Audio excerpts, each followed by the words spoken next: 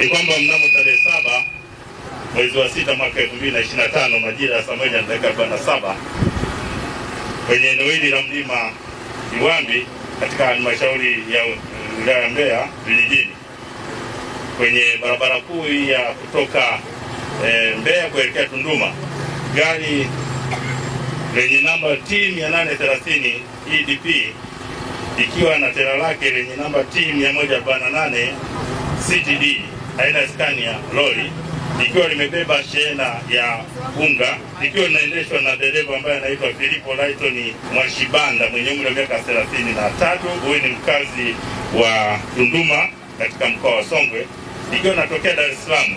Liliweza kufika katika maeneo haya na kugonga kwanza magari mawili.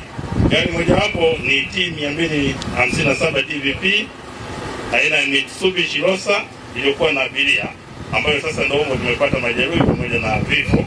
Lakini pia na gari nyingine T185 DMF aina ya Toyota Light Ice na kutumbukia kwenye eneo hili la korongo kwenye mto huu Mbalizi na kukita kwenye hili gema ambapo tupo hapa, ambayo ni kingo ya mto huu wa Mbalizi na kusababisha vifo 27 kwa jana. Lakini baada ya kuchukua wale majeruhi, basi leo asubuhi tumepata tena taarifa kwamba majeruhi mmoja ameongezeka, na ndio maana nasema vifo vimefikia 28.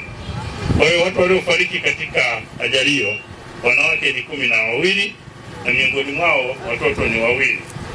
Wanaume sasa ni 16 na kati ya hao kuna watoto wa kiume 2. Kwa hiyo hadi sasa ninavyoongea, kati ya hao marehemu walio katika ile hospitali ya Ifisi 18 wamekwisha tambuliwa na ndugu zao, na wakati huo watu 9 bado hawajatambuliwa. Katika ajali hiyo majeruhi ni 9 kama nilivyokwisha sema. Kwa hiyo miongoni mwa majeruhi ambao nimesema ni dereva wa gari hili pamoja na gari lile la Mitsubishi Rosa.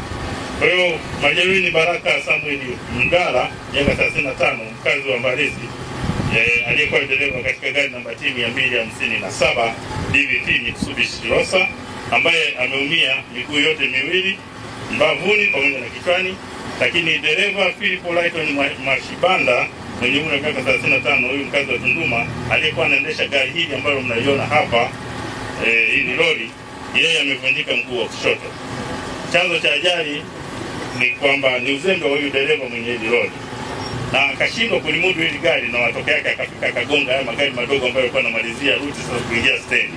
Mpaka sasa hivi huyu dereva niliyemtaja yuko hospitalini, pamoja na kwamba yuko kwenye matibabu, lakini tunaendelea kumshikilia kwa hatua zaidi za kisheria. Kwanza kabisa niwape pole sana wana Mbeya kutokana na ajali hii ambayo imejitokeza jana, lakini nadhani tulipumzika masuala ya ajali kwa muda mrefu kidogo. Wakati nakuja hapa, Mheshimiwa Rais Dr. Samia Suluhu Hassan amewapa pole wafiwa wote, lakini pia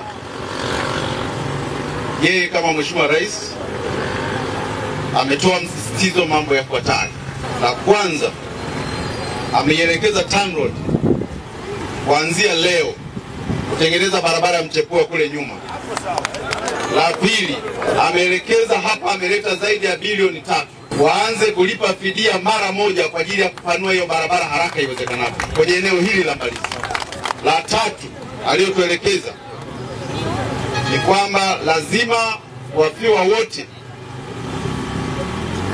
tuweze kugharamia swala la masanduku yote 28 kwa wale wote ambao wametangulia mbele ya haki. Lakini pia ametoa maelekezo kwamba kila familia ambayo imepoteza ndugu au jamaa na marafiki tuweze kutoa mkono wa pole wa shilingi 500,000 kila familia, kwa jumla yake shilingi milioni 1.